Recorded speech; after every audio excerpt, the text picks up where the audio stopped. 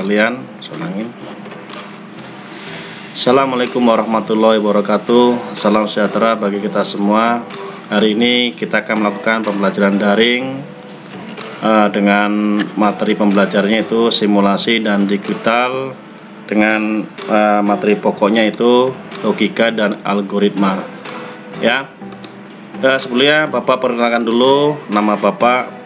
Bisa kalian manggil dengan Pak Teguh, ya, guru bidang studi simulasi dan digital. Tujuan daripada pembelajaran ini, ya, setelah kalian mengamati video pembelajaran ini, diharapkan dapat mengamati untuk mengidentifikasi dan merumuskan masalah tentang konsep logika dan algoritma menggunakan flowchart. Ya, jadi ini tujuan pembelajarannya. Oke, nak. Apa itu logika? Ya, logika identik dengan kata masuk akal. Jadi logis, masuk akal. Ya, nalar, berpikir benar. Ya, jadi membuat tujuan daripada kita berpikir logis, ya, agar membuat manusia menjadi lebih tajam. Ya, otak maupun akal manusia menjadi lebih tajam. Itulah tadi penalaran. Ya, kemudian logika sangat sederhana, ya, artinya di sini definisi logika sangat sederhana maksud saya, yaitu ilmu yang memberikan prinsip yang harus diikuti agar dapat berpikir valid. Valid ini artinya benar, ya, tidak ada kesalahan dan menurut aturan yang berlaku. Itulah daripada definisi logika. Ya, kemudian ada lagi definisi, yaitu definisi daripada logika itu pelajaran logika menimbulkan kesadaran, ya, untuk menggunakan prinsip-prinsip berpikir secara sistematis, ya, berpikir secara sistematis, ya. Oke, lanjut. Nah, sekarang definisi algoritma, ya. Apa itu algoritma? Algoritma adalah urutan langkah-langkah, ya, urutan langkah-langkah.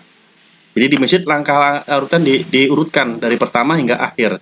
Ini dalam menyelesaikan suatu masalah tentunya yang bersifat logis. Masuk sekali lagi logis ini, ya, ketika kamu menggunakan langkah-langkah harus logis, masuk akal, nalar, ya, sesuai dengan penalaran otak manusia. Jadi nanti algoritma yang kalian susun harus bersifat logis dan nalar, itu maksudnya, ya. Kemudian kata logis di sini berarti benar. Ya, ingat, logis, benar, masuk akal. Ya, saya rasa kalian tahu lah yang masuk akal gimana. Contoh gimana sih yang pernyataan masuk akal? Ya, kalau pernyataan masuk akal jelas ketika kita jatuh dari ketinggian 10 meter ke tanah, ya, terasa kakinya sakit, jelas masuk akal. Tapi apabila ada orang jatuh dari ketinggian 10 meter, ya, tidak mengalami apa-apa, itu saya rasa tidak masuk akal, ya. Nah, masa jatuh dari ketinggian 10 meter kakinya tidak, itu yang dimaksud dengan logis, itu masuk akal, bernilai benar. Oke, lanjut lagi, nak, ya. Untuk menjadi sebuah algoritma, urutan langkah yang ditempuh untuk menyelesaikan masalah harus memberikan hasil yang benar. Iya, tadi udah Bapak jelaskan. Ya, harus membuat hasil yang berarti definisi algoritma itu urutan langkah-langkah. Dimulai dari langkah pertama awal sampai dia langkah akhir hingga menghasilkan suatu penyelesaian masalah yang benar. Oke, nak, kita lanjut kepada asal-usul kata algoritma tadi, ya. Kata algoritma berasal dari seorang Arab yang bernama Abu Ja'far Muhammad Ibnu Musa Al-Khwarizmi. Ya, beliau adalah penulis buku. Kemudian kata algoritma berarti proses. Jadi algoritma itu proses menghitung dengan angka Arab. Jadi seorang dikatakan algoritma jika orang tersebut menggunakan angka Arab. Itu awal mula ditemukannya algoritma. Lambat laun kata algoritma menjadi algoritma pakai HM, ya. Disebabkan kata algoritma sering dikelirukan dengan kata aritmetik sehingga akhiran SM berubah menjadi THM. Itulah awal mula daripada kata algoritma yang sekarang kita kenal dalam bahasa Indonesia menjadi algoritma. Oke, lanjut, nak.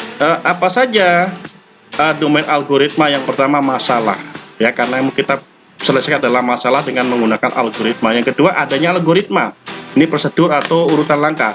Yang berikutnya adalah program, adanya program yang mau kita gunakan. Tentunya ini adalah menggunakan bahasa komputer, ya. Oke, nanti kita sinkronkan dengan pembelajaran, mungkin ada pemrograman, ya, ada juga nanti kita menggunakan praktek dengan menggunakan komputer, ya. Oke, lanjut, nak. Nah, ini adanya masalah, algoritma, program, dan adanya proses. Ini dia proses ya, aktivitas menjalankan langkah-langkah dalam algoritma. Oke, hal yang harus dipenuhi dalam membuat algoritma, yang pertama adanya input ya, input itu tentu sesuatu yang diinput yang diberikan kepada komputer, kemudian adanya output, kemudian adanya logika. Ini dia ya, logikanya ini merencanakan akan proses program. Ini tentunya ada hubungan dengan komputer. Komputer itu kan kerjanya input, mungkin nanti ada proses dan ada output. Namun karena ini yang dipenuhi dalam membuat algoritma, ya tentunya ada input, output, dan logika ya. Jadi logika ini yang masuk akal ya. Oke, lanjut. Nah, contoh algoritma 1 di sini ada 2 buah gelas ya. Nah, ini ada contoh algoritma 1 yang sederhana ya. Ini ada 2 gelas, satu berisi teh dan satunya lagi berisi kopi. Bagaimana caranya menukar isi masing-masing gelas? Ya, kita lihat dari simulasi yang sederhana. Ini ada teh dan ada kopi. Gimana cara ini menukarkan kopi ke tempat teh dan teh ke tempat kopi? Nah, algoritma seperti ini. Nah, kita lihat. Nah, di sini siapkan gelas cadangan. Ini dia, artinya gelas kosong. Kemudian tuangkan gelas yang berisi teh ke dalam gelas cadangan. Tadi teh yang gelas yang ada tehnya kita masuk ke dalam gelas cadangan. Kemudian ya, tuangkan gelas yang berisi kopi ke dalam gelas yang awalnya dipakai teh. Jadi kopi tadi isinya kita tuangkan ke dalam gelas yang tadinya berisi teh. Ya, ini dia. Kemudian tuangkan isi gelas cadangan ke gelas yang awalnya berisi kopi. Nah, itu dia. Ya, tuangkan isi gelas cadangan yang tadinya tuangkan isi gelas cadangan ke gelas yang awalnya berisi kopi. Inilah contoh daripada algoritma yang sederhana. Kemudian untuk contoh algoritma yang kedua ya, algoritma untuk menentukan apakah suatu bilangan merupakan bilangan ganjil atau bilangan genap. Ini algoritmanya kita lihat, masukkan bilangan yang akan ditentukan. Kemudian bagi bilangan dengan bilangan 2. Urutan berikutnya adalah hitung sisa hasil bagi pada langkah B. Ini dia langkah B. Sisanya berapa? Hitung. Bila sisa hasil bagi sama dengan 0, maka bilangan itu adalah bilangan genap. Ya, bilangan yang habis dibagi 2 itu bilangan genap. Tetapi bila sisa hasil baginya sama dengan A1, maka bilangan itu adalah bilangan ganjil. Inilah contoh daripada algoritma yang kedua. Nah, untuk latihan kalian di rumah, silakan buatlah suatu algoritma untuk proses pembuatan kopi yang rasanya manisnya tepat. Ya, nanti kamu kerjakan, tuliskan urutan langkah-langkahnya. Ini kita simulasikan. Ini ada soalnya, ada gelas, ada gula, ada kopi, ada air, dan ada sendok. Nah, di sini kalian untuk membuat algoritmanya, gimana cara membuat kopi yang rasa manisnya tepat. Urutkan langkah-langkah ini.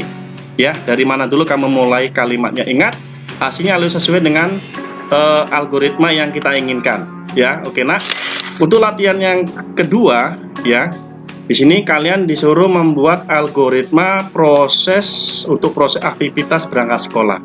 Nah, ketika kamu berangkat sekolah, urutkan langkah-langkahnya. Pertama ngapain dulu, ya, kedua ngapain, dan seterusnya sampai kamu berangkat sekolah. Jadi untuk latihan kamu yang kedua, silakan kembali lagi ke seperti latihan tadi 1 ya, buatlah jawaban kamu di Google Classroom. Nanti saya kirimkan soal ini mungkin di Google Classroom, dan silakan kalian kerjakan minggu depan untuk dikumpul. Demikian pertemuan daring hari ini. Nanti akan kita lanjutkan kepada pertemuan daring berikutnya, masih di pembahasan yang sama ya, mungkin tentang flowchart.